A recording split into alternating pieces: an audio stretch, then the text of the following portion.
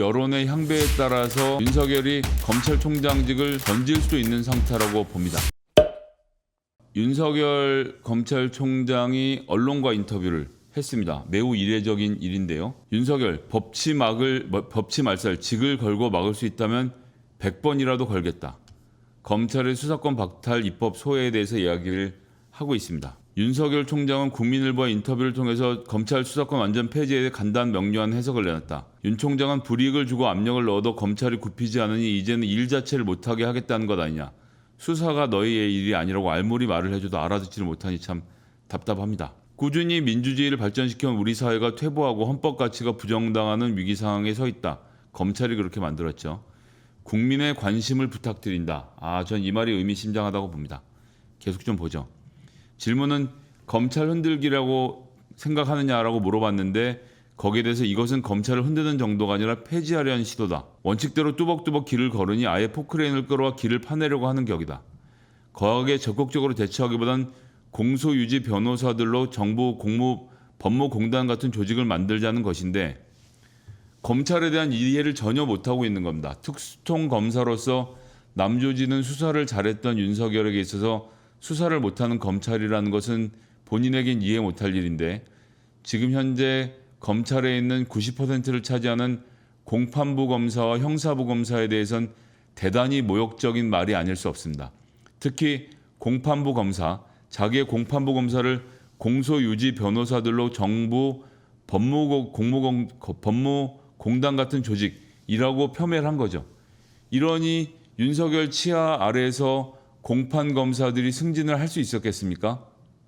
공소유진하는 변호사들이라고 검찰총장이 생각하는데 이 인터뷰를 보고 검사 내부들이 검찰 내부에서 검사들이 느낄 배신감을 한번 생각해 봐야 할 것 같습니다. 이것이 검찰의 폐지가 아니고 무엇인가? 입법이 이루어지면 치외 법권 영역은 확대될 것이다. 검찰만 할 수 있는 수사가 있을 거라고 생각하는 거죠. 보통 시민들은 크게 위축되고 자유와 권리를 제대로 주장하지 못하게 될 것이다. 어떻게 이렇게 논리가 이어지는지 모르겠습니다. 직을 걸고 막으라고 하니까 나는 언제라도 직을 걸고 타협을 한 적이 없다. 직을 걸고 막을 수 있다면 100번이라도 막겠다. 그런다고 될 일이 아니다. 이게 의미심장한 문장입니다. 직을 걸고 막을 수 있다면 100번이라도 막겠다. 직을 걸고 민주당 국회의원 50명만 기소해서 감방에 보내면 되는데 그거는 안 될 것 같은 거죠. 100번이라도 걸 수 없는 상태라서 그렇게 해서 될 일이 아니면 어떻게 내가 정치를 해야 되나? 라는 이야기를 하기 시작하는 겁니다. 국회의 접촉면을 넓히는 것은 국회는 아무래도 잘 안 된다는 것이고 형사사법제도라는 것이 한번 잘못 디자인되면 국가 자체가 흔들리고 국민 자체가 고통받게 된다. 검경 수사권의 조정법안이 시행되기까지도 10수년이 걸렸다. 검경 수사권 조정이 시행이 안 된 것은 검찰이 목리를 부려서이지 정부가 무능력해서가 아니었습니다. 검경 수사권 조정 카드만 꺼내 들면 검찰이 권력의 식칼을 들고 들어와서 마구 난자를 했기 때문이고 이전 정권엔 그 칼에 쓰러질 사람들이 많았고 이번 정권은 그런 비리가 없기 때문에 이야기가 달라지는 것이죠.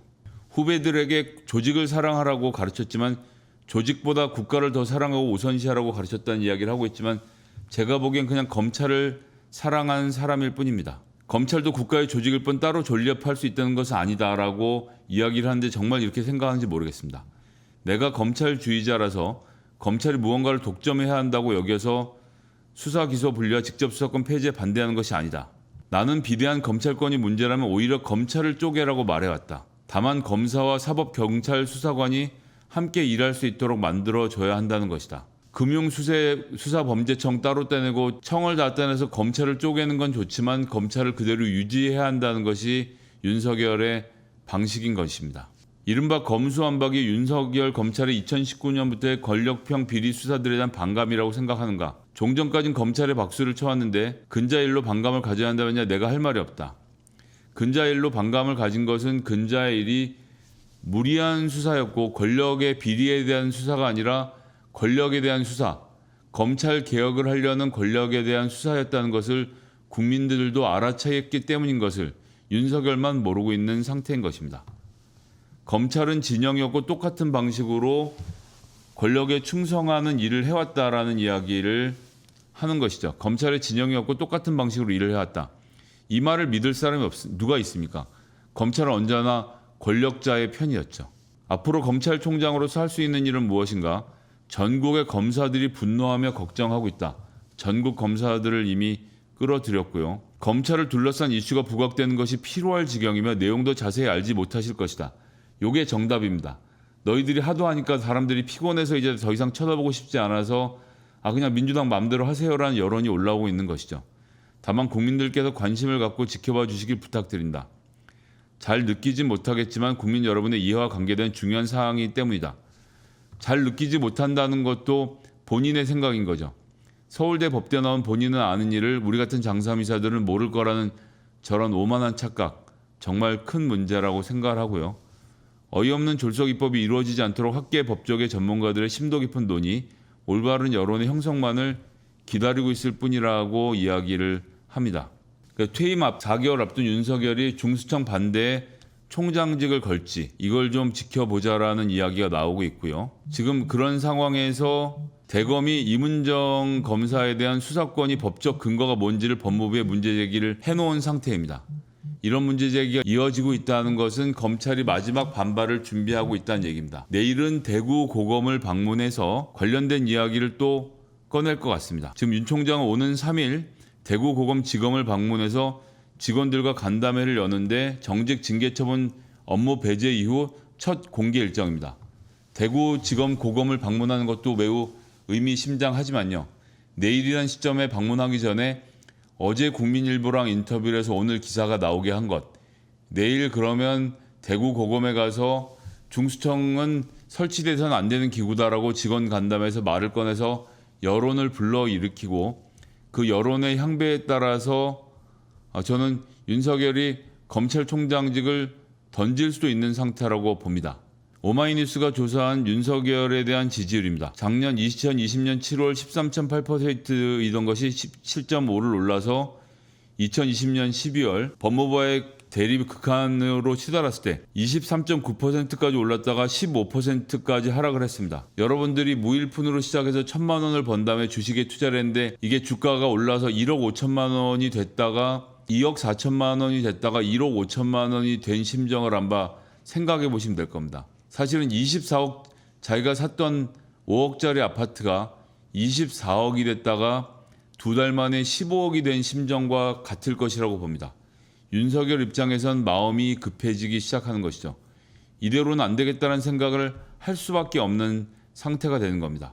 내셔널 바로미터 서베이 선수들이 다 보는 여론조사 결과에서도 그렇습니다. 지금 윤석열 처음 등장했던 11월 3주차에 12%였다가 1월 첫 주에 16%까지 올랐다가 지금 7%로 반동강이 나 있는 겁니다. 어느 여론조사를 봐도 반동강이 나 있는 상황이 지금 윤석열이 처한 현실입니다.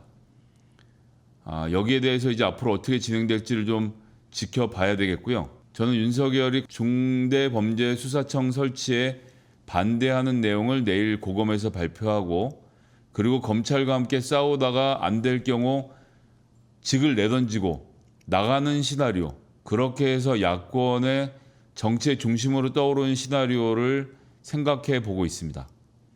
윤석열은 정치를 하겠다라는 입장을 주변 사람들에게 공공연하게 이야기하기 시작했다라고 합니다. 그가 과연 어떤 정치적 선택을 할지를 우리가 잘 지켜봐야 되겠습니다. 윤석열 본인 정치에서 성공할 수 있을 거라고 생각하는데 윤석열의 정치가 왜 안 될지는 다음 기회에 또 한번 설명드리도록 하고요. 오늘은 여기까지 설명드리는 게 좋을 것 같습니다. 이상 준비한 3월 2일 아침부터 옳은 소리 방송은 모두 마치도록 하겠습니다.